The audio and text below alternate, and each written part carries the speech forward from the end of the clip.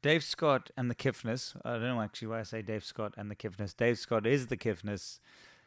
Doing such cool shit. I love it when someone is just doing what they love and then it works. And I think he's been doing this a very, very long time. And in the last couple of months, I'm sure you've been watching, starting through the COVID, the guy's gone stratospheric and is, now getting 15 million views on YouTube, getting millions of his remixes, and what are sort of killing Spotify. And what's super cool is that actually behind the madness is a very thoughtful, lovely human being who thinks a lot about what he's doing. Um, I'll just yeah, and that's a special quality, I think. For me, I talk way too much in these interviews. I mean, these aren't interviews. I can't stress this enough. I'm not interviewing people. I'm just drinking whiskey and having a chat with people that I think are interesting. So I hate listening back to them because of me. But um, this we go into a lot of nice places. I quite like. There's a very special chat about tinnitus, that he got tinnitus, and those tinnitus is that sound you get in your ear. It's a high pitched sound. I mean, it's if you're a musician or an artist, it drives you nuts. And how he managed to overcome it. Talk about all the hate mail that he gets, but really what you get is a sense of just a lovely guy doing what he digs, and getting 200,000 subscribers on YouTube Plus. I hope you enjoy this episode. This is Dave Scott from the Kiffness and What's Your Poison?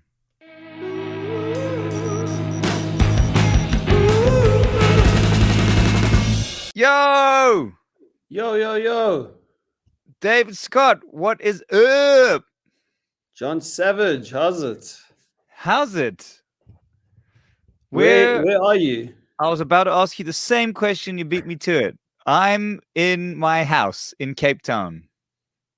So you live in Cape Town now, and I'm living in Joburg. Didn't you used to live in Joburg?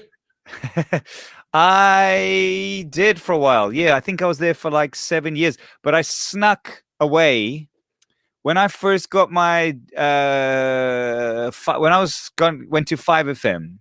They said to me, I told them, listen, I'm thinking about moving to Cape Town. And they said, if you move to Cape Town, we're not going to give you this job. So I said, okay, I'm not moving to Cape Town. And then I did straight away, but I didn't tell them. So I commuted for 3 years at my own expense and didn't tell them a thing. But so I sort of slipped back into Cape Town, and then suddenly I was living here again, which was much better. What about you? So I'm from Joburg, and I've been living in Cape Town for sort of 10 years. And yeah, I'm in my folks' old place. They're now retired in Plet. So before my dad sold the place, he gave us a little trial period of trying out Joburg. And we're actually quite enjoying it. So I think we're going to stay here. I mean, I love Cape Town, don't get me wrong. Are you in Plet or Joburg? You're in Joburg then? So I'm in Joburg, yeah. So in my folks' old Joburg townhouse. And yeah, it just kind of made sense. A lot of my wife's friends are living here. A lot of my friends are here. A lot of my school friends. And yeah, it's just nice to have a garden, We're kind of... Joburg's cool, man.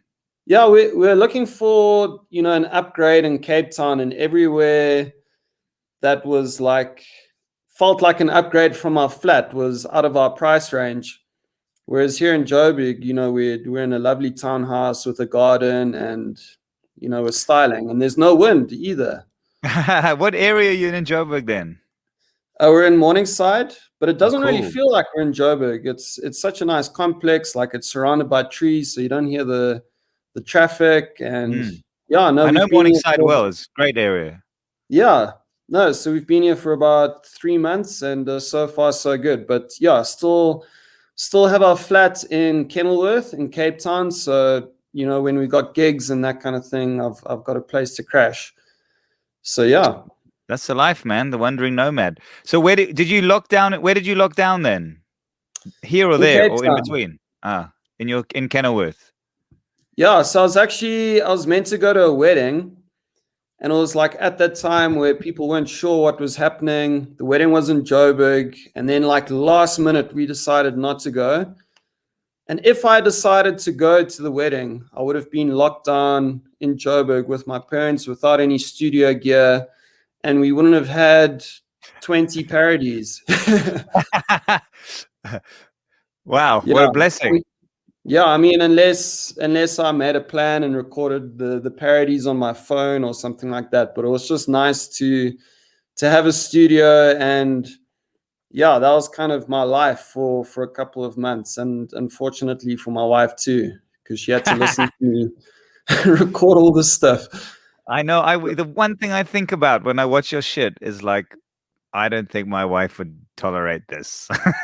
And I've got a very special, tolerant wife. Very cool. I mean, what I mean is by being in them as well. That's the thing. If you can't beat him, join him. So that's what my wife said. Yeah, no, whenever she got involved, if you just read the comment section, it was all about her. And we've had a few requests from clients wanting to book Yuta, my wife, like in the gigs, like as a backup dancer, as a singer. So we're definitely gonna have to incorporate her more. Let's put her on your rate card. Yeah, exactly. That's really beautiful. I love that. What are you drinking? Very importantly, what is that? What's in that glass over there? It's whiskey, and I see you've got quite a whiskey collection behind you there. These are my podcast whiskeys you're looking at over there. There's quite a few. Wow. And tonight I'm trying something very special. I'm trying this Irish whiskey called Peaky Blinder, which just intrigued me because of the TV show. Is it named after the TV show, or is this like pre-TV show? I'm going to take a wild guess and say that some opportunist decided that they would make a whiskey with an Irish guy that looks like he's from the TV show and call it Peaky Blinder and try and basically capitalize on the success of the TV show. That's my guess. Pretty clever. If that Pretty was clever. What whiskey are you drinking there? I think it's just a regular Johnny Walker sort of black. And yeah, like I'm no connoisseur, but I have had Johnny Walker Blue and even Platinum, and I can't tell the difference.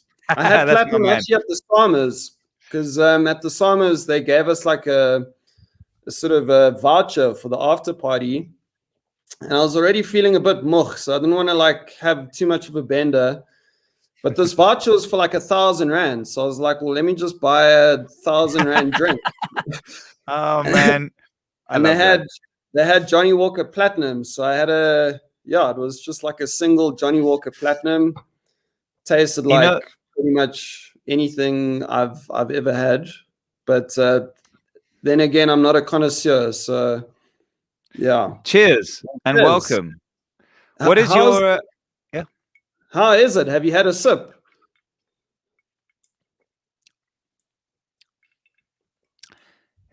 It tastes like murder.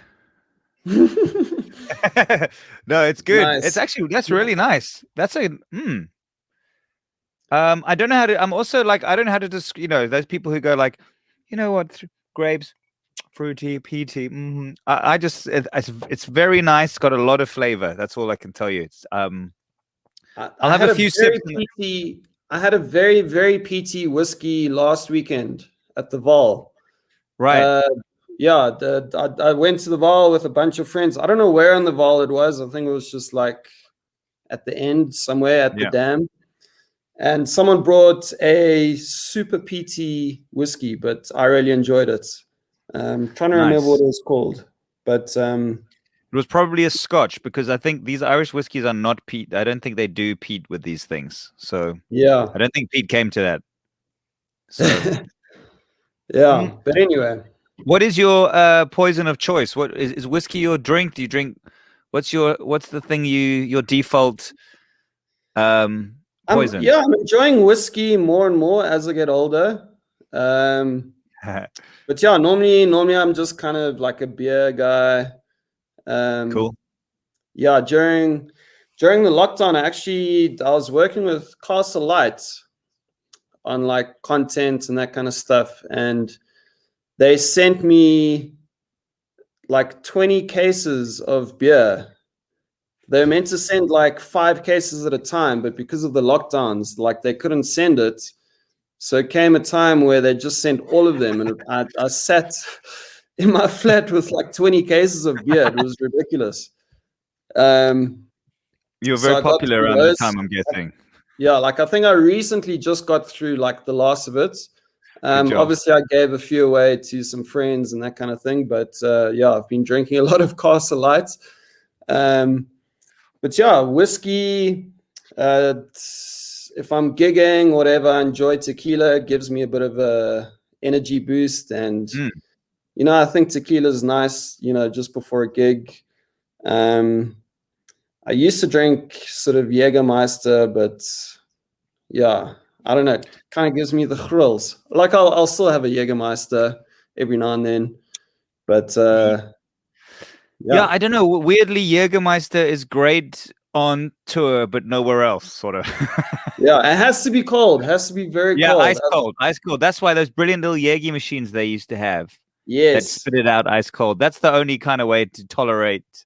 If it's warm, that's when it gives me that weird shivery kind of thing. I'm feeling it. I'm feeling it. And I learned a trick from Dave Poole from Goldfish. Yes. Dom and Dave are also tequila drinkers, but they take like a bottle of water, and then they take a few sips of the bottle, and then they put the tequila in the water. And that way you stay hydrated, have a good time. And it actually, like, it brings out the sweetness of the tequila in a strange way.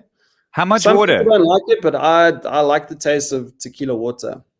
How much water? How much water for a tot of tequila then? So just like a standard, you know, Valpre bottle, and then like just like you know, like 2 or 3 sips, and then it's probably like 2 shots of tequila. But you can do whatever ratio you want. Nice. Have we ever met? This is the one thing. I know that we have definitely moved in very similar circles for the longest time, but I'm not sure we've ever met. Have we? That's a good question, because I'm not sure either. But I think we were in contact a while ago for 5FM Mash Lab. But I think you were like sort of overseeing and facilitating the whole process. And if I'm not mistaken, you kind of put me and Tresor together, and then that's when we wrote Evergreen. Oh, fuck, I totally forgot. Of course, Evergreen was Tresor and the Kiffness. Why did I forget that? I don't know. No offense. I forgot about that. It's because it's pretty much Tresor's song. I was just the guy like pressing the buttons. Right. But yeah, like it was a really cool mash lab.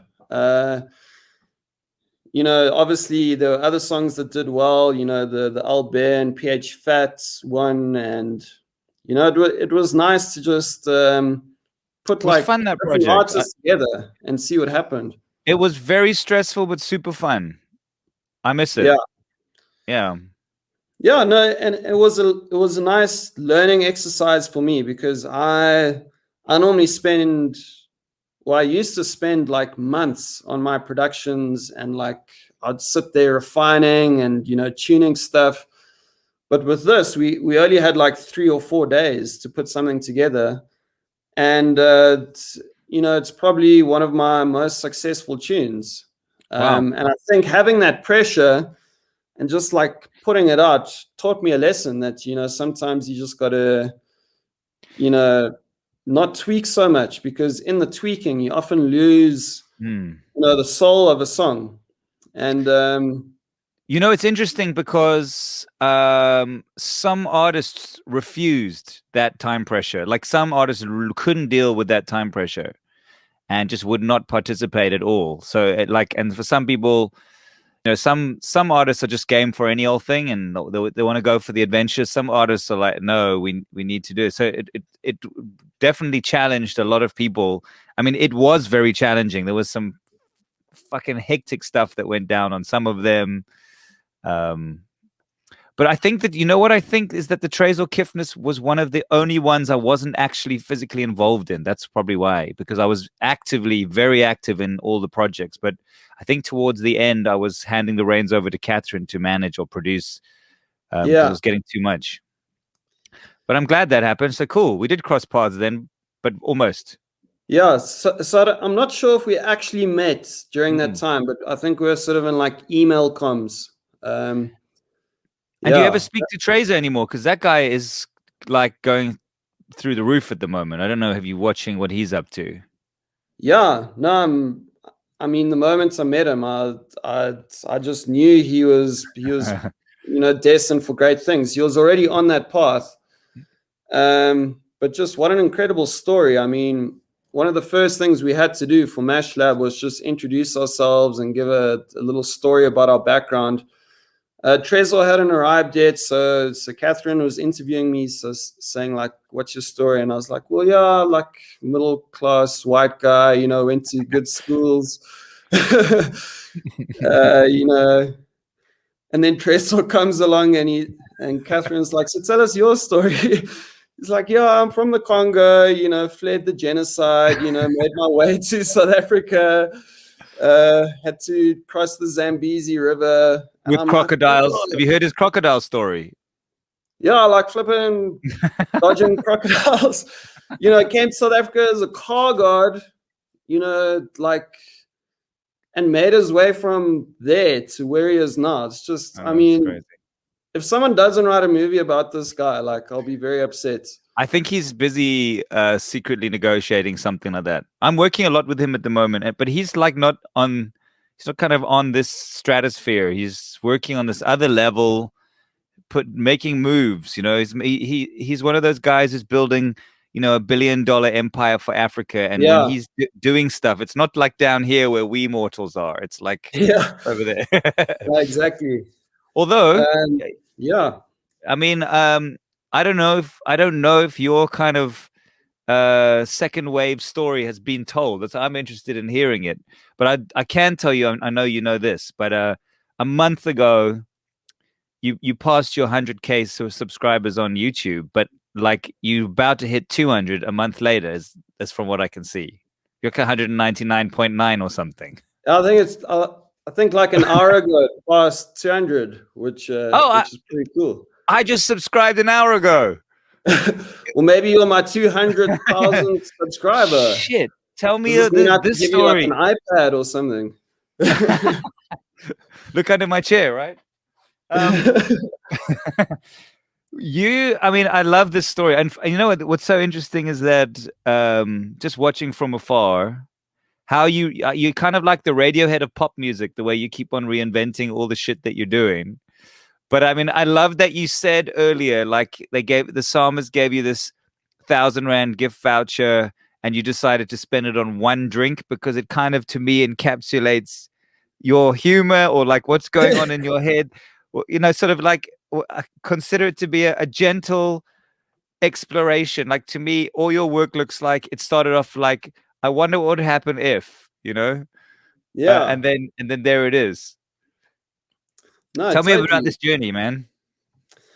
Yeah. So I mean, I started lockdown with semi-successful career. I mean, I had songs on Five, and we played festivals. Had you not done any of the parodies before? I'm sure you'd started before lockdown, long before. I dabbled in parodies, but like it wasn't really a thing. I think my first one might have been about Eskom and load shedding. I remember that. I did like a parody of Guess Who's Back. Oh yes, I remember that Eminem song. And that, I mean, that went down pretty well. But then with the lockdown, I was singing about something that the whole world was going through. It wasn't just South Africa anymore. It wasn't like load shedding and Americans and people from the UK would like have no idea what I was singing about. But now that I was doing parodies about COVID, I was suddenly opened up to a whole new audience. And that's when, my YouTube really started to grow. I started with 3,000 subscribers. Within a month, it was 60,000. And it was just like really fascinating to see and to kind of, you know, start realizing that YouTube was becoming more and more like a viable income stream. Because, you know, it's something I'd always wanted to do, but, you know, I thought like it's never going to really grow. And then it did. So yeah, I mean, I enjoyed doing the parodies. It helped pass the time. I was kind of just doing it for fun and, you know, trying to keep myself sane. But the fact that, you know, it found an audience and people were enjoying it was really cool. And then like I signed up to the sort of YouTube partnership where you could start making money with AdSense and that kind of thing. And yeah, like I'd say it's become my main source of income now. Like, Can I ask you a question? And this is really because I'm genuinely interested in. I work with a lot of YouTubers, a lot. Like I work with Lasizwe and all these guys. You don't have to be specific, but what kind of income are you generating for the million? I mean, some of yours have got over 15 million views, right? Like for yeah. the million plus views, roughly, what kind of income do you generate from that? So the way it works is pretty much based on where your videos are being viewed and who's viewing them, and then based on that, YouTube spits out different kinds of adverts. So You get a much worse rate for a South African view than you would from an American rate, right? pretty much, yeah. Yeah. So if you're getting your views in the UK and the US and Australia and sort of first world countries, you know, those are the people that YouTube want to be targeting and giving ads to. And so you generally get more money per view if those kinds of people are watching. Right. So, but as a sort of ballpark, you can make about 10,000 to up to like 40,000 Rand per million views. And it also it's based on, you know, the kind of content you're creating. If your videos promote violence or anything like that, then it sort of goes down Right. on the monetizing grade. So the one video that has done well, the Ivan Polka remix that I did, because the meme or the song was related in some way to the US election, because it became a big meme with like Donald Trump dancing behind Bilal, and, you know, people are adding Joe Biden and Bernie into the meme. So it was like quite a political meme. And because of that, I wasn't able to monetize the video as much. I was getting quite a low sort of monetizing rates. I mean, it's done flipping well. It's on 16 million views, and I have like made bucks from it, but but yeah. And I like, you're also getting, it's like also on Spotify, money. that one, is it not? Is your remix on Spotify? And that's also like 2 million plus views. Spends on that. Yeah, it's done 2 million on Spotify, and that's without any editorial playlists placing. It's all just people kind of, you know, actively seeking the song and that kind of thing, which is pretty cool. So this kind of like content remixing that has been happening, like it started happening in TikTok, but I think you started doing it before they did, around the same time. This idea, what gave you this idea of doing like, it's a content remix, right? You're taking someone else's content, you're remixing it, not just the sounds. Yeah, so I guess it started when, you know, I was becoming a sort of political figure in a way. I was doing parodies about what politicians were doing, and you know, I had a lot of support, but I also had a lot of hate, and I was kind of like this polarizing figure. Why were people hating on it? Well, if you make fun of Julius Malema, then obviously EFF supporters aren't going to like it. Right. Yeah. So, you know, was this around the sort of the Mandile Masino incident, or was this before? Well, yeah, that's when I, parodied the national anthem and Messina Right. sort of racist, you know. I loved how you handled that, man. I mean, those situations are actually not handleable. Like there's no way to win, but the way I like that you put up a good fight and really put it out there. It was really cool. Well, yeah, I'm always one to just have a conversation. You know, there's so much mudslinging happening on social media, and I really respect the fact that Messina actually took the time to speak to me. And I think he had some interesting points. Like it was just cool that, apart from essentially starting a witch hunt on me on Twitter, the fact that he was able to put pride aside and speak to me was really cool.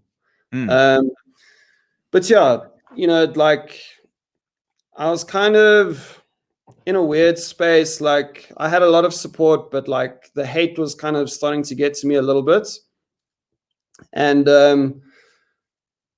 people were making videos saying the Kiffness must lose this platform, and people were starting groups saying like down with the Kiffness, and like the old cancel warriors. Yeah. So I mean, it's normally water off a duck's back. Like I don't mind getting hate, but like when it comes from friends and people that in the industry, like it does sting a little bit. So anyway, I was in this weird place, and I just thought to myself, like, let me do something that's just completely non-political and just fun. And that's when I did the Ivan Polka remix, because I'd seen the meme and I just thought, this is such a cool tune. Like, let me just remix it. And, it achieved what I wanted it to. Like, if you just read the comments, it's all positive, it's all unifying. And like really cool stuff came from that. Like we got an invite from the Turkish embassy to come and have dinner. Really? Like stuff like that. And like teachers in China were playing the video to their kids in the classroom, and they're like dancing to it. So it was really cool to see that kind of thing. And I think through seeing all that stuff, I was like, this is more the kind of stuff I think I want to do. Like I think it's important to speak truth to power, but it can be quite divisive. Whereas like collaborating with a guy from Turkey isn't, like it's unifying and it's just cool. So It's I think funny that's though that it got wrapped up in politics anyway, that video. Yeah. Yeah. You can't escape it.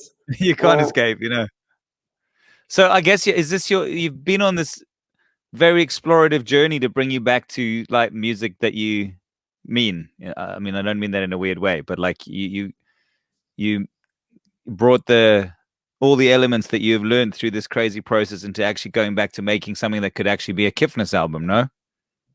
Yeah. So I've kind of just been calling them internet collabs. So yeah, there was that one, and then Wellerman, which was started on TikTok. I think after the Ivan Polka one, people were like, okay, this guy remixes people from the internet. So when Wellerman started becoming the thing, I kept getting messages in my inbox from people saying, have you seen this? Have you seen this? And I like ignored it a few times, but by like the seventh time that someone, had sent this thing to me, I was like, okay, let me give it a look. And yeah, it was just this Scottish guy singing a sea shanty, and just like, it was really cool. And seeing other people kind of join in harmony and, playing the violin. And then, someone made a remix. Just seeing how that whole thing progressed was really cool to see. And so, I tried my hand at a remix. And by the time he'd already signed to Polydor, so I couldn't just make a deal with him. Like I had to go through Polydor, but then Polydor picked up the remix, and that's also done well on Spotify. Okay, tell me about this now, because I was going to ask about how you get permission to do this, but now you're actually you're getting record labels signing your remixes and releasing them. Yeah, so I mean, I got the short end of the stick in this instance. Like I didn't really make anything from it. Like pretty much all the money is going to Polydor. But I put up a video on YouTube explaining the whole story of how this guy went from, making a TikTok to getting signed. Because I just thought it was an incredible story, but no one had really told it yet. So I put a short video together on YouTube, and that got like millions of views. I think it's also on like 15 million views or something. So it was a weird thing because I didn't want to monetize the video because I was just like compiling the story, but on the same token, I thought it would be a waste not to. So I put a little disclaimer in the video saying, I'm going to do my best to distribute the money generated from this video to all the sort of rights holders. And that's when I wanted to reach out to Nathan, the Scottish guy, and, just, split everything accordingly. But then when he signed to Polydor, then Polydor claimed the video and then, started monetizing it from there. Fuck. So they took that duty off my hands. Maybe you going forward, maybe you could do a deal if a label signs these artists that they can have the music rights, but that what you want are the YouTube rights, so that the video has to live with you. They can have the streaming rights, but you want the YouTube rights. And then so I mean, everybody wins. They kept the video up. But they monetized, they took all the money from the monetization. Yeah, pretty much. But how come you don't have any rights to the remix? I don't understand that part. So I did up until the point where, Nathan signed to Polydor. So it was kind of public domain up until Polydor said, we want the rights. And then because of that...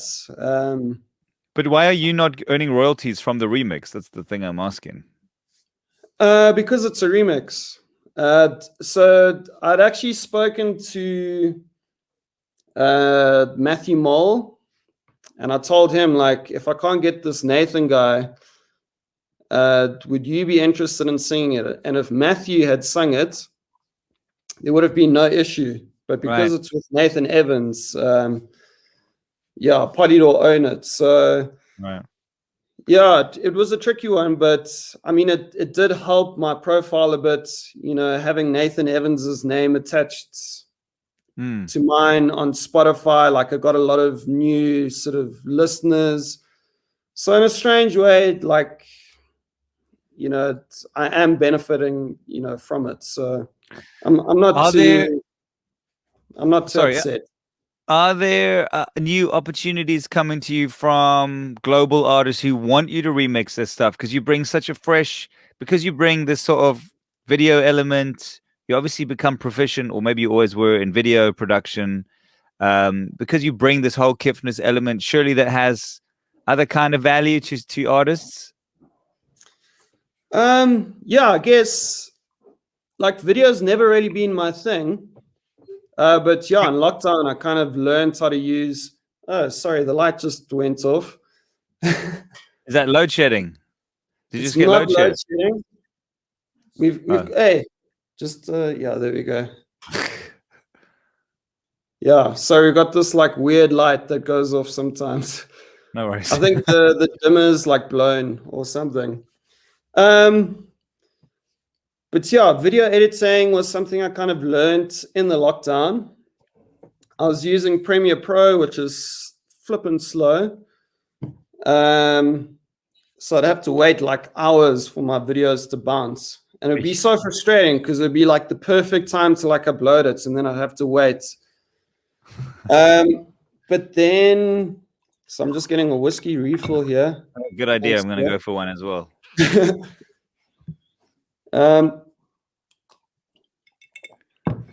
Yeah, so, and then I moved to Final Cut Pro, which is like so much better. Quick, like it does everything in the background while you're busy work. That's yeah, like it renders all the videos in the background. When you bounce the video, it's like 2 minutes. What a pleasure. So ever since I've moved to Final Cut Pro, it's just been worlds apart. And I feel like you'd probably see like a jump in my video editing, just because Final Cut allows you to do so much more. Whereas with Premiere, just to like put lyrics on the screen would like make the whole thing freak out, and I'd have to render it and I'd have to sit there. So yeah, no, I've been enjoying Final Cut Pro a lot. Cool. And so my question was, are you being approached by artists? Because I'm just thinking, I mean, I'm just looking at you from afar going, okay, this guy is doing something so unique that's really working. It's so fresh and it's got your stamp on it. And even like particularly the videos, the lo-fi homemade nature of them is the Kiffness, you know? So Yeah. I'm wondering if there are other artists who are approaching you who have a song who need a bit of a fresh take, and they're saying, "Hey, we would like you to remix this song, maybe for an international release or something." Yeah, I mean, I have been approached. My latest song, which I've done now with a cat, Yeah, I is checked being that. like, I'm getting so many like Nigerian rappers like saying they want to like rap on it. That's It's a good being idea, like man. That's where it's it's all at. yeah. So like people are doing like their own kind of home studio vibes to the song in a very similar nature to what happened with Wellerman, where people are just adding their own thing.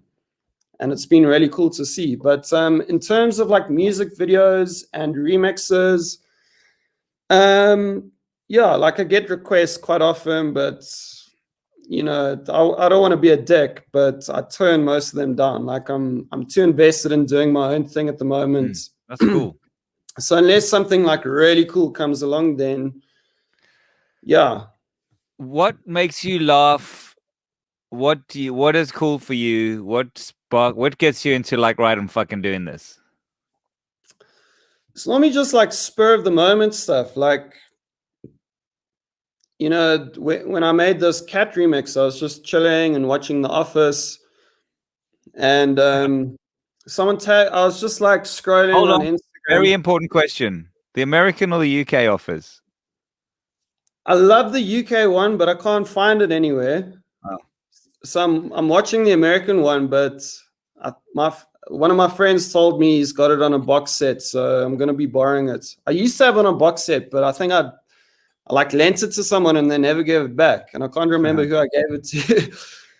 But I enjoy both. Yeah, no, I was just checking.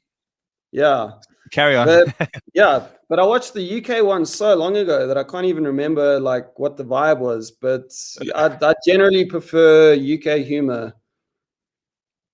And what about Nice. you? What about me? I've only one of my best buds is always making me get into the US one, and I do think it's funny, but fucking David Brent in those first two UK ones, it was only like what 12 episodes ever, 2 seasons of 6. That is some of the He's got that, greatest. yeah, he's just got that cringe quality so down. Like he just makes I you don't know. go, ah. The other guy, the other Michael hero of Scott. mine. No. He's an American though. What's his name now? Eastbound and Down, Vice Principals. Are these terms resonating with you?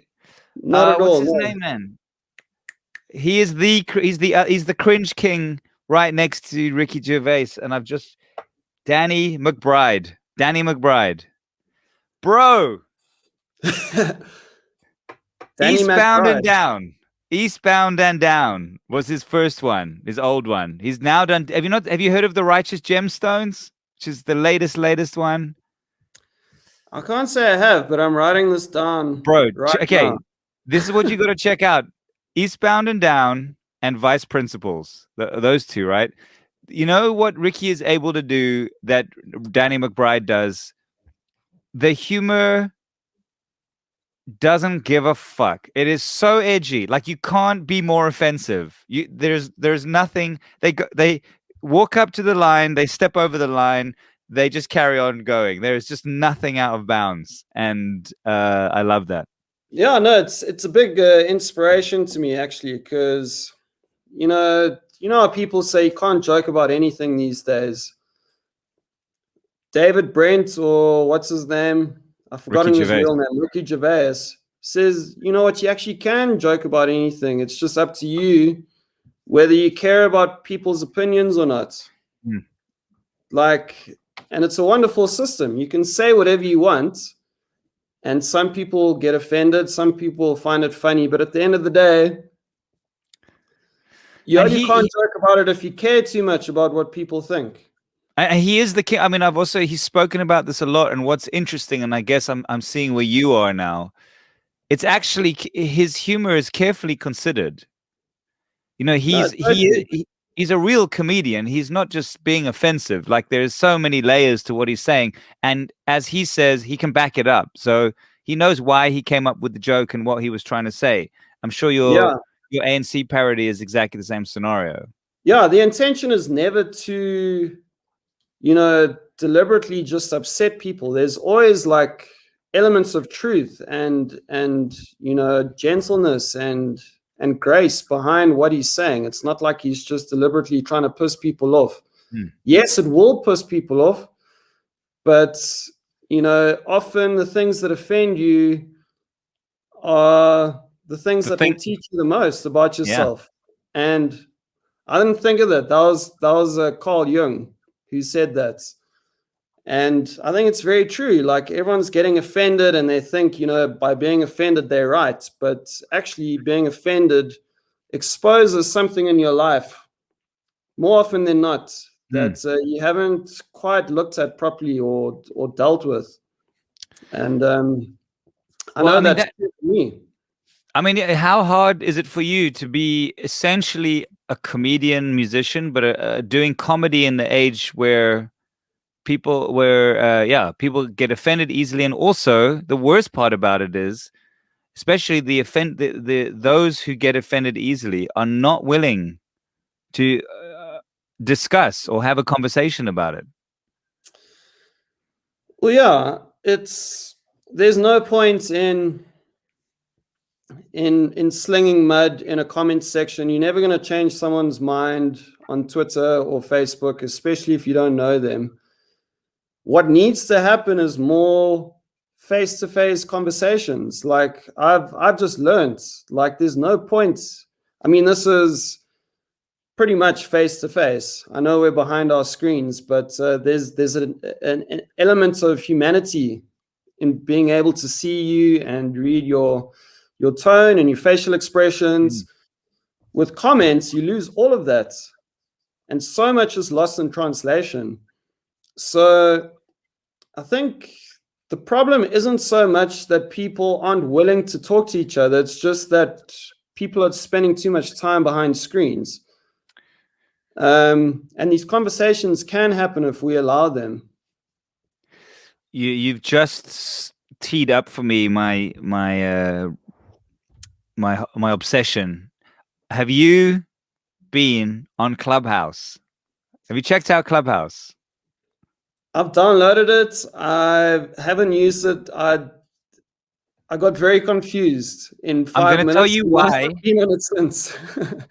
I'm going to tell you why Clubhouse is the greatest app that was ever made. And I'm going to give you an example from this morning.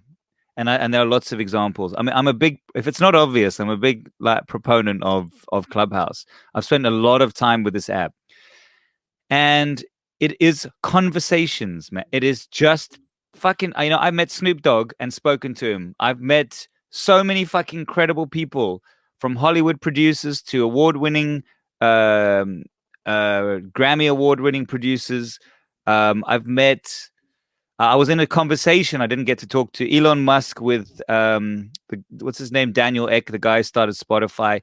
I mean, it's just people talking, and when they talk, that some of the talks are 2 hours, some of them are 10 hours. You can, who has a Dead Mouse does one every single night where he actually gets drunk and just talks total shit. It's like listening to a stoner just abuse people, right? But here's the thing. What has changed my universe about Clubhouse, and I'm following on your point, is that this is the place where discussions really happen. And I'm building up to a point here. Social media and media. So the media is fucked, right? And a lot of the reason I think the media is fucked is because I know we use this term clickbait, which used to be a term meaning like get someone to click. But right now, the media business, it's monetized on clickbait, meaning that Yeah. you need to entice someone to click. Social media, things like Twitter, you have a limited amount of time to express a complicated opinion. Yeah. And if you get 50,000 people commenting and telling you you're a dous, the algorithm rates you highly because of the engagement. So Yeah. the more of a dous you are, or the quicker you have, or the more concise you can say something. So there's no nuance. And I think this is really contributed to this culture that we have, is that there's no such thing as nuance. There's this camp and this camp. Now, Yeah. Clubhouse has smashed this. And I want to tell you what I was in a room this morning. The room was called Palestinians and Israelis. And it was Wow. a discussion that went on for about 6 hours. So respectful, so fucking passionate, with things got heated and then things brought down, but people discussed shit. And the amount of misinformation was dissolved. There were very, very hectic and passionate Palestinians talking about what they'd gone through. They were Mm. very passionate, and they were in the same room, and they were giving each opportunity to speak, and they were thanking each other for telling their stories, and they were trying to get to things. And this is the fucking power, to your point. It's not Yeah. necessarily face to face. I actually think it's voice to voice. And when I'm in Clubhouse, I always feel like, wow. Oh, I also won a few weeks ago. I was in Republicans, Democrats. When have you ever heard that discussion in a way that's actually fucking moving the ball forward? Yeah. Um, anyway, long speech over. Just putting that into your head to investigate. It's a fucking powerful space that I don't think I know a lot of people aren't sure what it is, but that's what it is. Just go into a room, listen, speak if you want, don't if you don't. It's pretty amazing. I think it's going to solve all the world's problems, Clubhouse. So, Mark Zuckerberg, his whole model is basically, if someone else is doing something cool, just buy it. Like, how much longer do you think it'll be until Clubhouse is a Facebook owned So, company? so this is there's about 20 rooms on Clubhouse a day just on this topic that you can go into. And I actually think he was disingenuous. I went to a conversation with him, and he was just saying, "Man, we're all about supporting the creator. We don't." But I know what's going to happen, because the big story is that Facebook have tried to buy Clubhouse like 30 times already, and Clubhouse have said no, No. which means Facebook in the conversation, Facebook said, "Oh, this is amazing. We're just going to integrate Clubhouse," but I'm sure they'll just create their own one. And I just read that Spotify have bought one of Clubhouse's competitors called Locker Room, and that's coming out. So there is no doubt. I mean, this is what I say on Clubhouse. It doesn't matter. Like, this is the golden era. Like, I have experienced Clubhouse as if it was like Facebook at the beginning, in its power, when all these fucking Elon Musk is on Clubhouse. Yeah. The heyday is now. Don't get attached to it. Don't go like, oh, we don't want new people on, or we don't want changes. This is the beginning of the revolution. It might not be Clubhouse in a year's time. It might be 15 of them, but at least I feel part of this. Is really like a massive. I've never experienced anything like Clubhouse. So it can change, it can evolve, it'll become something else. It'll never be what it has been or is, and Yeah. Facebook will probably smash them out the business if they don't sell it. I do believe that. Yeah. Because I've often wondered why, Facebook doesn't introduce voice notes into comment sections. Like 10 years ago, I was thinking, like, I don't want to write a whole flipping comment. I want to just send a voice note. Like, when I WhatsApp people, I just voice note them. Like, it's so much easier. I Again, think you can hear my tone. Like, it's if I'm taken being Clubhouse to change the whole thing. You'll see all that's coming now. Like, everyone is trying to. No one understood that it was voice, and the thing about voice is, I feel like I'm interviewing myself now, so sorry, but the thing about the voices that is better than video is that it's passive. You can engage with Clubhouse with your screen off while you're doing something, while you're on a jog, doing something else, while you're watching the TV. And that is this beautiful thing about the voice, is that it's passive but engaged. You can go to sleep listening to podcasts. You can, you can make your breakfast while you're engaging in Clubhouse. And I think that is what suddenly all these social media guys have gone like, missed that trick. Should have Yeah. listened to Dave Scott. Yeah, social media is very like visual, you know, like it's But all we're about fatigued now. capturing your eyes. We're Whereas, fatigued by watching this shit now. That's why yeah, Clubhouse is such a great relief, I think. and I want to ask you a question. If you had a choice of being blind or deaf, Blind. which you're one of the only people I know that have said that, and I think maybe it's because we've been talking about Clubhouse, or, but yeah, I think you're so right in that most people would say they'd rather be deaf because you know they couldn't imagine a world where they can't see stuff. But you know, the more I think of it, I think being cut off from sound and from being able to hear people is actually far worse. Yeah, I mean, I think there is some. I mean, obviously, there is some deep emotional connection you get from someone's voice. I suppose you do from visual as well, actually. But But I think more so with sound, or at yeah, least for me. I mean, we're both musicians, so maybe you know. yeah, we're biased because our whole worlds have been in audio, in the sound. Yeah, but I think I mean, don't quote me on this, but I think there's far more instances of like depression with people um, that have gone deaf as opposed to people that have like gone blind. Like people that have gone blind, obviously it sucks, but you know, they can still talk and, you know, get on with people. And Okay, oftentimes they go on to become really good musicians that's true. because That's suddenly true. their listening is like heightened. Okay, so deaf, blind. Okay, these are your choices, right? No eyes or one ear and one eye. Ooh. So Well, no stereo, one. what being deaf in one ear must be torture. No, I Well, think so as well. it's funny I say that because my mom's actually deaf in one ear, Oh, and shame. Like often, I'll be calling her from one room, and then she doesn't know where I am. I'm like, I'm here, and then she's like, where? But for her, she just hears shame, man. volume. She doesn't have a perception. And I just, Shame, man. yeah, I know it's horrible. So what are you gonna do? No eyes or one eye, one ear? Oof, that's a tough one. I can't answer it. I'm just gonna make you do it. I don't know. Yeah, no, this is pretty cut. It's I don't know. Already, I don't like this already. No, take both uh, my eyes. both your eyes. Yeah. Abracadabra. Nice, nice, I mean, nice, nice. I've struggled with tinnitus, and that was torturous, man. That was really bad. But you haven't cured. Can you cure yourself from tinnitus? Yeah, if you just get enough sleep and you regulate your Really? diet. Well, yeah, What kind I of think it might tinnitus have do you just have? Because healed itself. there's a couple of brands. There's like a high pitched one. There's a washing machine. There's a few of them.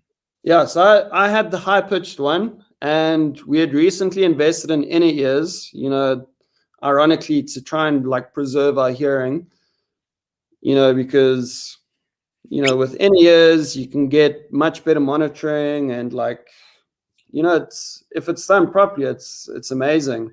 Mm. But this one gig we did, there was like some kind of weird electrical circuit issue where when my bandmate pressed a particular note on his synth, it like made a pop in my ears. And I was subjected to 5 like really loud pops during this gig. Like I'd You be sure that singing. was that your ears popping, or was that just that was No, it the? was, yeah, it was the inner ear like making a weird electrical pop in my Jeez. ear. It was like a gunshot. And I could feel like the tinnitus come like instantly after each pop. You played through it. I played through it. It was really bad. But you know, the show goes on. You can't just Yeah. like stop. In hindsight, I would have just stopped and been like, sorry, guys. Could you not have just taken the in ear out? Yeah, I could have done that. but I didn't. I was just like, I was a dumbass.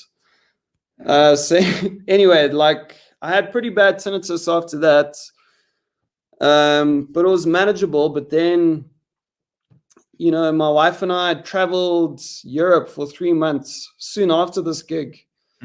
During our travels, we weren't getting a lot of sleep. It was late nights, early mornings, and that really triggered it. Like this lack of sleep, like it just made it go like consistently, and I was like driving myself a little bit nuts because I thought it was never going to end. It was just constant, like even, you know, trying to get to sleep, it would just be going. It was really, really my bad. absolute worst nightmare. Worst. I can't even. Yeah. This is. I have nightmares about this. So I mean, there are like a few tricks. There's this thing on YouTube where you can like listen to the sound where it kind of takes the noise from out of your head and like into the laptop somehow. And that was quite soothing. Hold on, It's like I don't understand. What does that mean? It's just, yeah, like when the tinnitus is going, it feels like it's in your head. Like there's like a cicada beetle in your head. When you play this like beep, beep, boop, beep, boop sound, it feels like the beetle comes out. You can still hear it, but it's like it's outside of your head, and it's very. So would you just keep that music playing all the time? Yeah, and as soon as you stopped it, it would just go straight back. But in that little like moment, that was like, yeah, like the one thing that kind of kept me going. Just, you know, this few hours or whatever I had just to like listen to these bleeps and bloops. But yeah, like if I was by the sea or whatever and I was relaxed, I'd forget about it. But then I'd have a moment where I was like, oh, is my tinnitus gone? And then I'd hear it and I'd be like, oh no, it's still there. Yeah, but it's, thank God, is it? It just got better. You're lucky, man. I've never heard of anyone making it go away. So you're saying like being relaxed makes it kind of disappear, and getting lots of sleep makes it disappear. And now are you like, it's gone? At the moment, yeah, it's completely gone. It comes back every now and then if I haven't slept properly or if I've had a bender. It comes back. But yeah, for the most part, it's pretty much gone.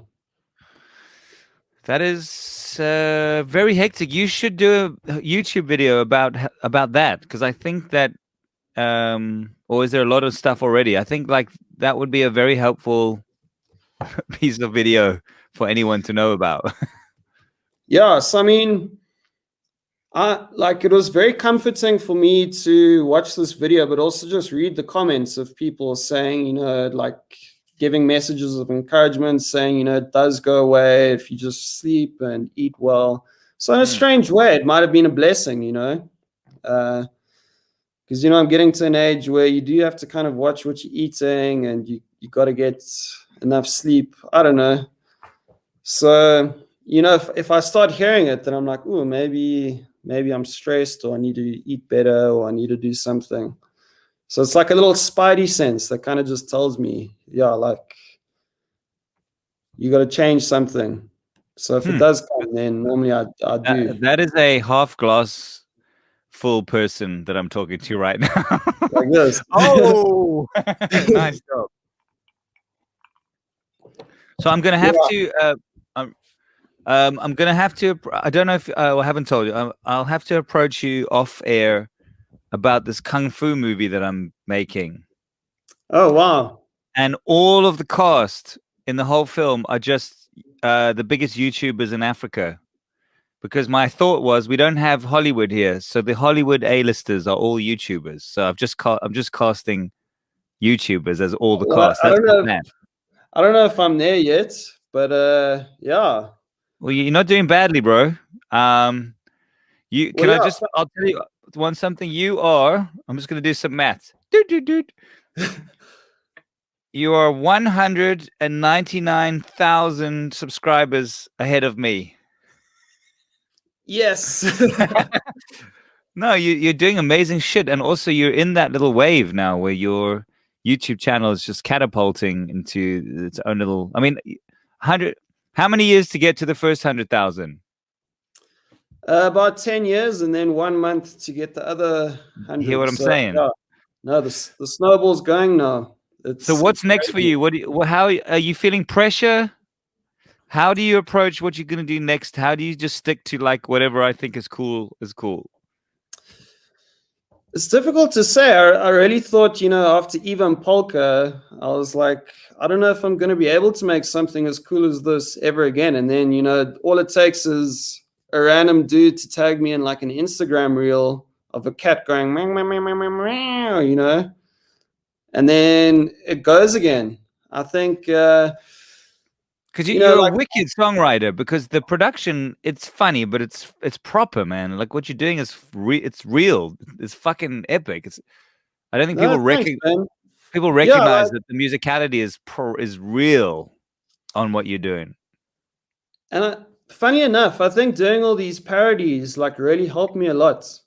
Um, I was doing parodies of like Queen Bohemian Rhapsody, and I was having to like learn the harmonies.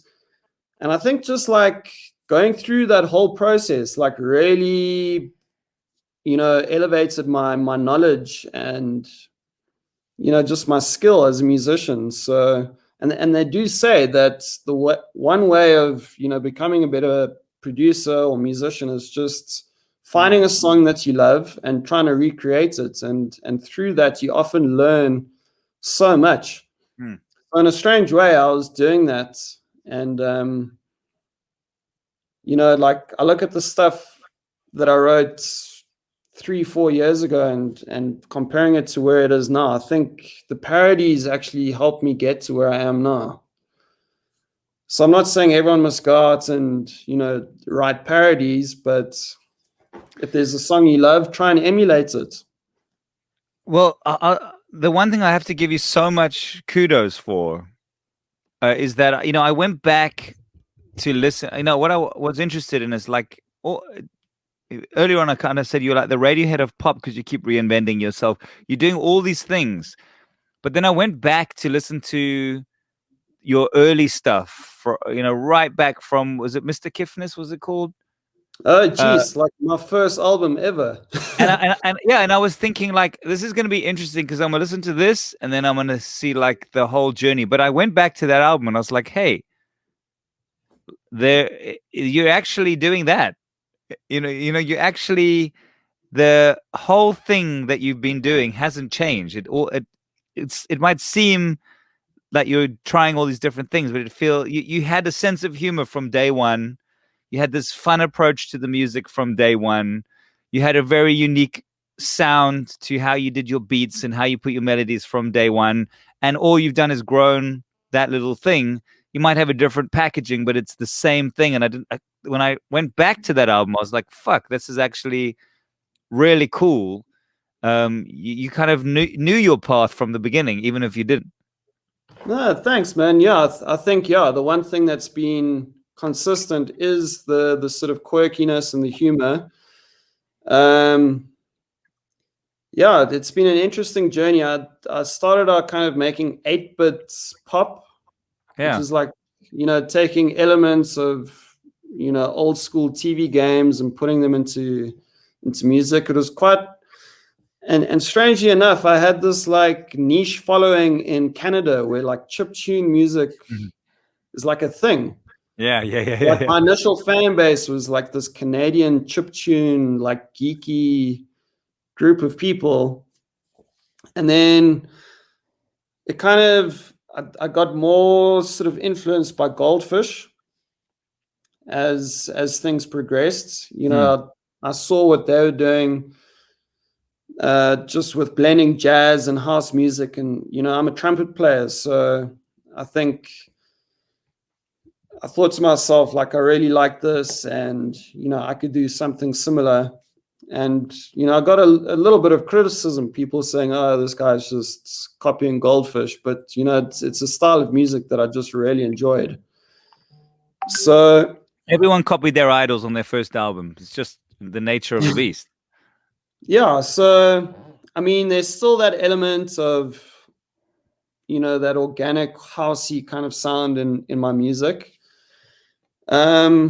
But yeah, now I'm kind of just doing whatever seems cool. And at the moment, I think, yeah, just the internet collabs are working for me and I'm enjoying it. So yeah, who knows from here?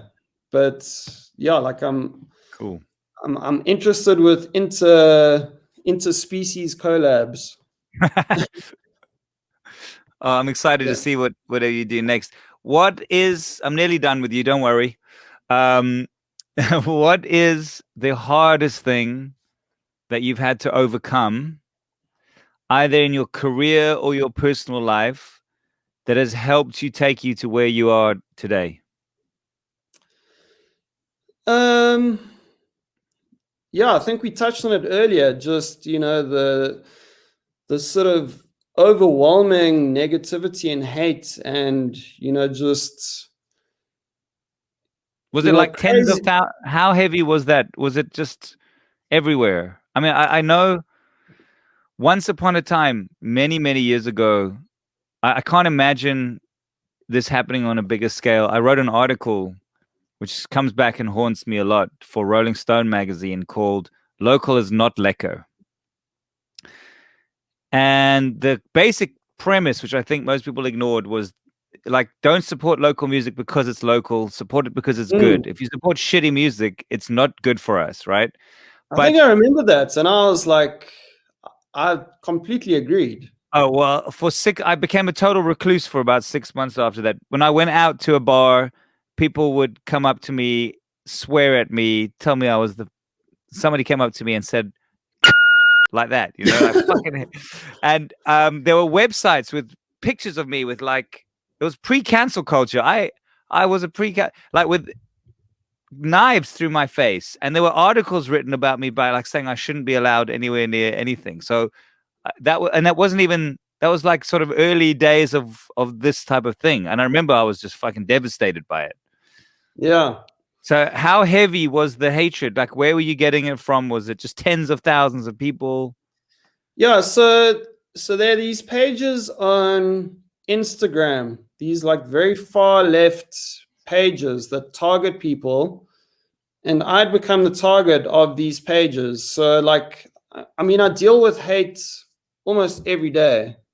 Even now? And not so much. No, I mean, yeah, like I'm getting haters saying that, in this cat collab that the cat's in distress and how dare I exploit a cat's distress kind of thing.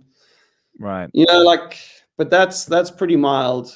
Like I can tolerate that very easily. But yeah, so these pages made me a target, and it was just hate on a different level. It was like Mm. all these pages followers coming after me all at once. So it went from like Was it some sort of maybe a coordinated hit list attack type of thing? yeah. I mean, I Because you wouldn't were be entering surprised. politics. Yeah, I wouldn't be surprised if there's some kind of government intervention, like Hmm.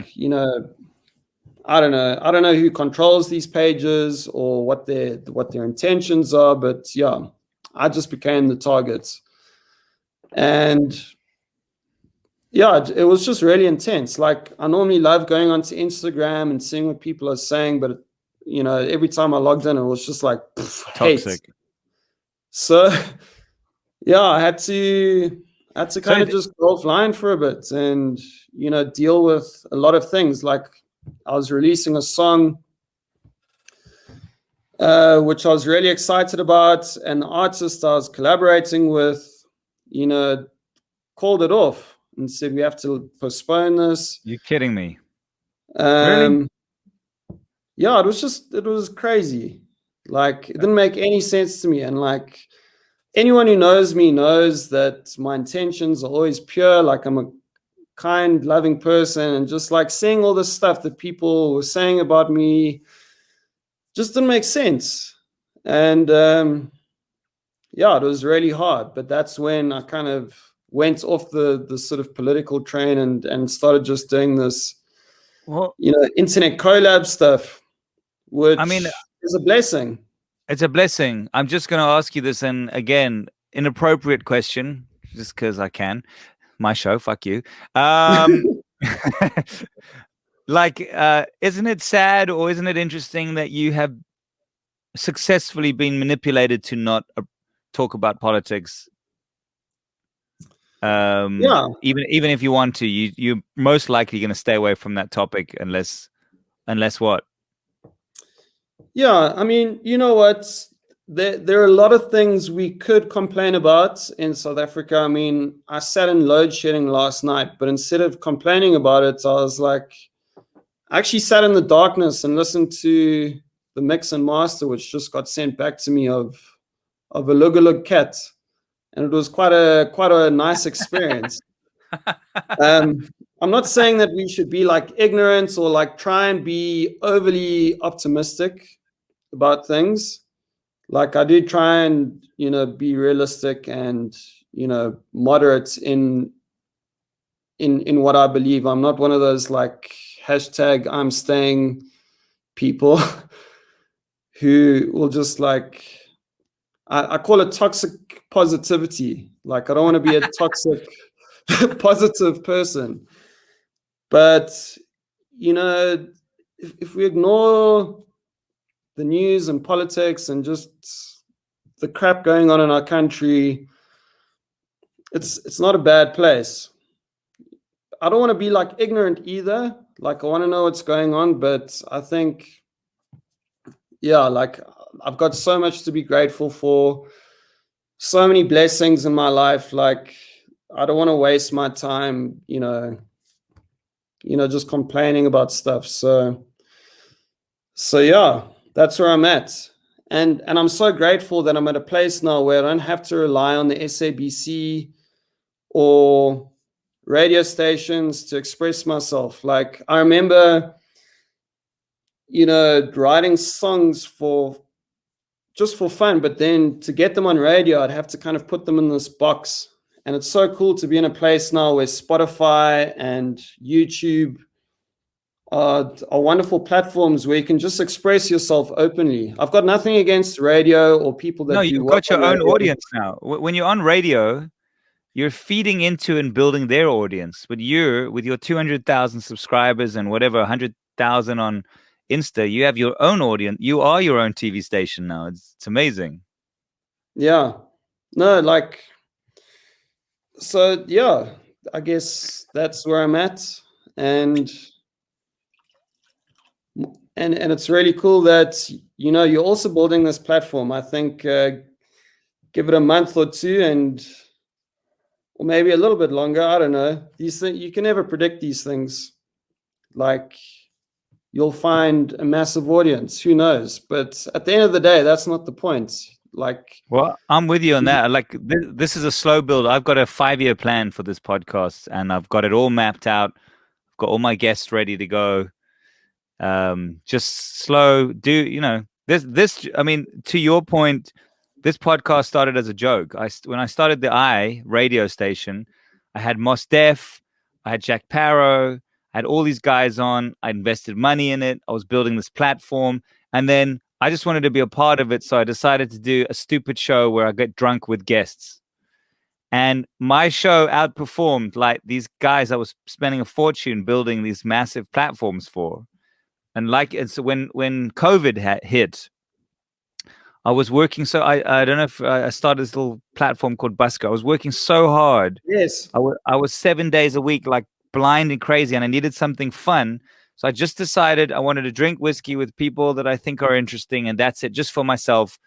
And that built this baby, and that's what I'm just sticking to. The one time I broke a rule, I interviewed someone that I interviewed for all the wrong reasons. I was like, this person's got 1 million followers. That's why I'm gonna. It was the worst interview I ever did, and I went, stick to, just do what you like. Like what I see in you. That's why I'm saying this to you. I see with you. You only do what you like. You only do what you want to do. It's why no one can copy you. It's why you can't be led astray. If you want to make a song with a chicken or a cat, it's gonna happen. It's pretty rad. I love it. Great respect, bro. thanks, man. And yeah, I think if you've got your own thing going, you essentially make yourself uncancelable. Not that it should be your goal to like piss people off, but Yeah. it does give me a little bit of satisfaction knowing that, since people have created groups and made videos about how I shouldn't have a platform, it's actually just, exponentially grown. So I'll tell you this thing as well. I'm working with Mac G. Do you know who Mac G is? Matt G, rings a bell. He's the biggest podcaster in South Oh, Mac Africa. G. Mac G. Yeah. Yes. So I just can't said mention. Matt G. No, I was Mac like, G. So I've yes. been working with him for a couple of years, and I was intimately involved with getting him cancelled. Unfortunately, like he did something, he got cancelled. The brands that I was working with, we cut him off, and it doubled his following. He is now like 10 times bigger, and I'm working with him again in my independent capacity. But he is now like a fucking unstoppable beast. I think you're on the same path. I think it's the fire you have to walk through to Yeah. Well, I earn the mean, loyalty. Yeah.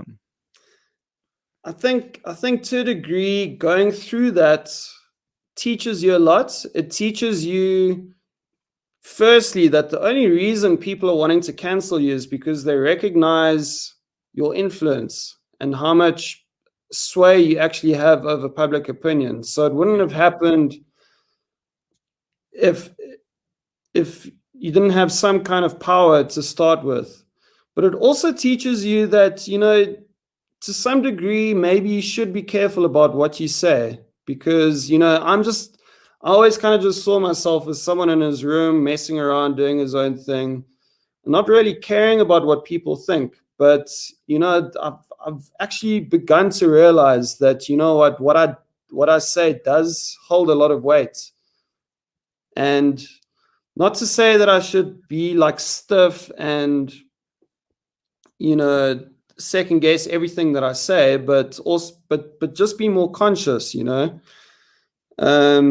be more selective with what I talk about and how I say it and that kind of thing. So, Well, I think you yeah, got a good role model because we spoke. We started off speaking about Ricky Gervais, and Ricky Gervais is perfect because again, he is considered. He understands that the words have weight, and when he goes into a battle, he knows what he's getting into. And you're obviously have learned the same lesson or skill set, or at least to think that way. yeah, no, totally. But yeah, we'll see what happens. Maybe I'll say stupid things and have to learn more lessons. But yeah. Cool, man.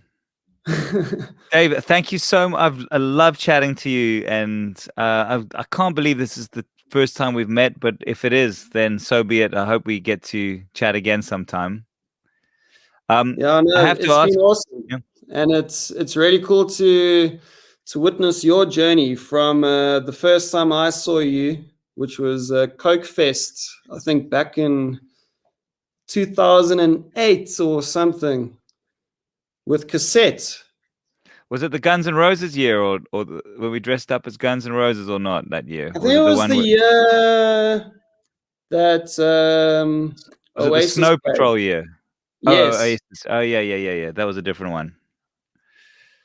Yeah. Cool. So, I mean, that was the first time we never met. I actually met the Oasis guys backstage because a mate and I found like these shirts that look like sort of backstage crew shirts, and we've got rubbish bins, and we started like putting rubbish into bins and just went all the way backstage and met Oasis. Fucking brilliant. And we saw Love your that. tent, but you weren't there. We could have met Uh, then, but what can you do? if I'd known, I would have sat there and waited. I think we were. And that was Yeah. historic because Oasis no more. Though I have become a big Liam Gallagher fan now. I buy all his records, and I've started to buy into the hype of Liam now because I started to like think Noel Gallagher's songs are shit, and I know that's because it's Liam Gallagher's in my head. But I love the Liam Gallagher albums. I think they're freaking unbelievable. I think what he's doing is incredible. I can't say I've listened to them, but maybe it's because Noel's kept Because it's 2021. yeah, because Noel keeps saying how bad his brother is at singing, and maybe I should go have a listen. No, the I heard one of the singles and actually did like it. I'll tell you what, I'll send you. I don't think I have your number. Oh, I can't send. I'll email you then. The song you should listen to. It's fucking brilliant. Liam Gallagher's fucking top notch. I'm a big fan. Before I let you go, it's just, I have to ask. I ask everyone the same question. I just want to finish with this, and then I promise I will let you be on your way. I get my pen ready. Can you suggest a guest now that you get the vibe? You know, unscripted madness, whatever, just a conversation, no agenda. A guest for the show that you think would do well, or not do well, would be someone you'd like to hear their version. Trezor. That well. Done it already. Oh no! Yeah, I got the crocodiles. I got the. It's the first time we told the actual crocodile story, which is pretty amazing because I'd heard the story a few times, but when I got him on the show, I wanted to hear about the crocodiles. I got the whole story there. Flip. And does it specifically have to be a South African artist? Anyone. I've had some fucking weird guests on. I had Piff the Magic Dragon the other day. Do you know who that is? I know Puff the Magic Dragon. No, he was the guy who almost won America's Got Talent, dressed as a dragon with a dog doing magic. Wow. Yeah, the guest range is pretty wild. All right, I'll tell you what. Alistair from Short Straw. Okay, I know Al well. And if not Al, then I'm trying to think of his surname, but Dave who won Idols. Dave who won Idols. Dave van Vuuren. Oh, him. Oh, he's amazing. What's his band called? He's got a band that doesn't have his name in it, so I always forget what it is. He's actually an amazing talent, that dude, I think. Southern Sun. Southern Sun. Well done. What's your wife's name? Uta. Uta. Yeah. Good call, Uta. Thank you. Shut. Uta. Yeah. Can I meet you quick? Hi. I've got the couch here. No worries. Nice Can you to tell meet you. Nice to meet you as well. Tell me one thing about Dave that Only good you think. things. No. Something real. Because all he's done is talk shit to me the whole night. I haven't believed a word. Yeah, well, all that time and effort that he puts into his videos, he neglects all his chores and his spousal wife. duties. What So makes he's- Dave? Describe Dave's sense of humor. Oh my word! Describe your sense of humor. Do you share? When he laughs at something, do you go, "Why is that funny?" or do you go, "That's funny"? By now it's become quite predictable. Like he'll make a joke and I'll be like, Not always. That's Sometimes predictable. I got amazing puns. yeah. Uh, Give me an example of a joke that you can remember that he's told My you. favorite one. Oh, I'll tell you my favorite one. Yeah. So we had a friend and she had a chocolate truffle making business. And shame, it had to. He's laughing already. Because it wasn't really viable. And so we met up with this girl, happened to see her at a dinner. And she was telling us very sadly how she's closed the business. So then Dave asked her, "So now what do you do now to truffle your time?" Kalang. That's your favorite one. That's my favorite one. How do you feel about that being a favorite one? Good one. I've had better, but you can't tell her which one's better or not. But That one's pure gold. Pretty good. And then last Loves a good question. pun. The last question I have for you is because I can't imagine How does he convince you to be in his videos? You're a lot of nagging and no, Ah. a lot of nagging and whining, and please just do it, just quickly, No, does he ever say no one's gonna see it? No, he never says that. I know what's going to happen, but you just have to kind of like accept and just go along with it and just know whatever happens. I often don't even go onto social media and read anything, just because he's obviously so active on social media. But then next minute he'll tell me, "Yo, you must check how many people have seen this," and I just think, "Oh my word, cannot How long imagine." have you guys been married? 5 years. Can you believe? Nice, guys. Well, awesome to meet you, Uta. Shad, nice to meet you. And My rock. yeah, man. I can see now. I can see how you get to do what you need to do. You got a rock right behind you. Okay, enough screen time for you. Well, yeah, I really enjoyed that. So, yeah. Me as well. forward to it. Go away now. Cheers, Have man. a nice evening. Ciao. Cheers, Bye. eh.